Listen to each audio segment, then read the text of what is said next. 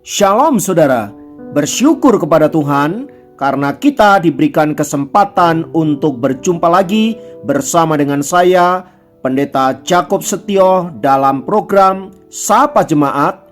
Kali ini saya ingin mengajak kembali untuk kita bersaat teduh secara pribadi dengan Tuhan. Mari kita berdoa. Tuhan, kami rindu lawatan firman-Mu boleh memenuhi kami, supaya kami mengerti akan kehendak-Mu, dan biarlah sepanjang hari ini menjadi hari yang diberkati Tuhan, dan firman-Mu yang akan menuntun kami. Berkatilah kami dalam nama Yesus, kami berdoa, haleluya, amin. Firman Tuhan kali ini terambil dari Matius 3 ayat yang ke-8. Matius 3 ayat 8 berkata, "Jadi hasilkanlah buah yang sesuai dengan buah pertobatan." Saudaraku, jika kita mengaku sudah bertobat, mengikut Tuhan dan mau setia mengiring akan Dia, maka tanda pertobatan tersebut harus diwujud nyatakan dalam tindakan yang dapat kita lihat. Artinya, buah pertobatan tersebut dapat dinikmati dan dirasakan oleh orang-orang di sekitar kita. Apakah itu suami, istri, orang tua, anak, dan lain sebagainya.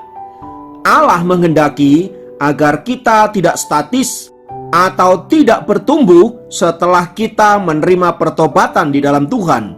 Tetapi kita harus bergerak secara dinamis dan menghasilkan buah-buah yang nyata. Nah, sesuai dengan firman Tuhan yang kita baca di atas, saudaraku, maka ada beberapa buah yang seharusnya dihasilkan oleh orang percaya setelah ia mengalami perjumpaan dengan Tuhan. Yang pertama adalah buah pertobatan itu sendiri. Buah pertobatan yang dimaksudkan adalah kehidupan yang baru di dalam Kristus. Kehidupan yang lama adalah kehidupan yang tidak berpengharapan, tidak ada keselamatan, dan hidup dalam kuasa kutuk dosa. Sebaliknya, kehidupan yang baru adalah kehidupan yang memiliki pengharapan dan keselamatan di dalam Tuhan Yesus Kristus. Dan buah pertobatan ini, saudaraku, dikerjakan oleh Kristus sendiri dalam kehidupan orang percaya. Artinya, setiap orang yang menerima Tuhan Yesus dalam hidupnya, ia sudah dipindahkan dari kehidupan yang lama ke dalam kehidupan yang baru, dari kuasa kutuk dosa ke dalam kelepasan dan kebebasan. Demikian juga dari kehidupan yang gelap gulita ke dalam terang Tuhan yang ajaib. Jadi anak-anak Tuhan harus menyadari akan hal ini, bahwa setelah ia menerima Yesus sebagai Tuhan dan Juru Selamat, statusnya diubahkan dari anak-anak kegelapan, anak-anak iblis, menjadi anak-anak terang dan anak-anak Allah yang maha tinggi, yang berhak menerima warisan kerajaan surga. Yang kedua adalah buah roh. Bahasan akan buah roh ini, saudaraku, dicatat di dalam Galatia 5 ayat 22 sampai 25. Di sana dicatat bahwa buah roh itu adalah kasih, sukacita, damai sejahtera, kesabaran, kemurahan, kebaikan, kesetiaan, kelemah lembutan, penguasaan diri. Nah, buah ini seharusnya nampak nyata dalam kehidupan kita orang-orang percaya yang telah menerima kehidupan yang baru di dalam Tuhan dan dipenuhi dengan kuasa Roh Kudus. Itu artinya kita yang tadinya memiliki karakter atau sifat-sifat yang buruk harus mengalami perubahan yang nyata. Seperti misalnya, yang pemarah menjadi peramah, yang dulunya adalah orang yang pelit sekarang menjadi pemurah, dulunya adalah orang yang sombong sekarang menjadi rendah hati, dan lain sebagainya. Nah, buah roh ini, saudaraku, terjadi hanya apabila ada kerjasama antara kita dan Roh Kudus. Artinya, Roh Kudus memenuhi diri kita dan kita mentaati pimpinan dan bimbingan daripada Roh Kudus itu. Tanpa kerjasama ini, maka perubahan hidup untuk kita memiliki buah roh itu tidak akan pernah terjadi.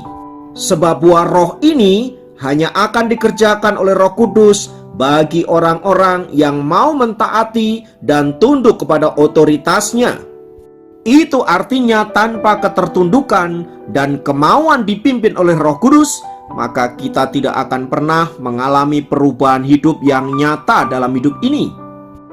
Karena itu saudaraku, apabila ada orang percaya yang mengaku bahwa dirinya dipimpin oleh Roh Kudus, dipenuhi oleh Roh Kudus, tetapi hidupnya tidak mengalami perubahan-perubahan yang nyata, semuanya itu adalah omong kosong. Sebab bila kita mengikuti pimpinan Roh Kudus, maka hidup kita pasti akan berubah ke arah yang lebih baik, ke arah yang memuliakan nama Tuhan, sesuai yang dicatat oleh Galatia 5 ayat 22 sampai 25. Yang ketiga adalah buah kekudusan yang terdapat di dalam Roma 6 ayat 22. Kekudusan adalah hal yang penting bagi orang percaya. Allah pernah berkata, "Kuduslah kamu sebab Allah adalah kudus." Sebab tanpa kekudusan tidak ada seorang pun yang dapat melihat Allah, dan tidak ada seorang pun yang dapat bersekutu dengan Allah. Lalu pertanyaannya, bagaimana kita bisa mempunyai buah kekudusan?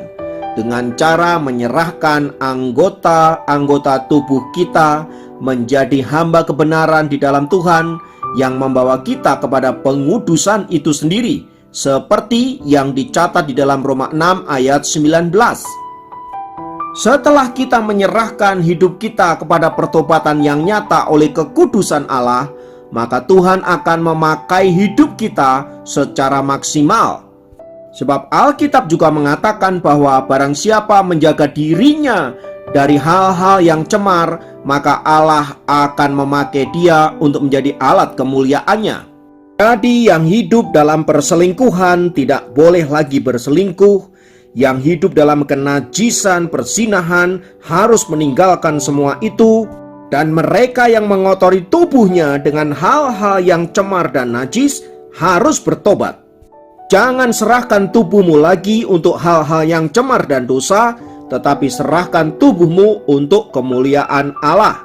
Oleh sebab itu saudaraku, sesuai dengan Matius 3 ayat yang ke-8 di atas tadi, maka baiklah kita menghasilkan buah-buah pertobatan.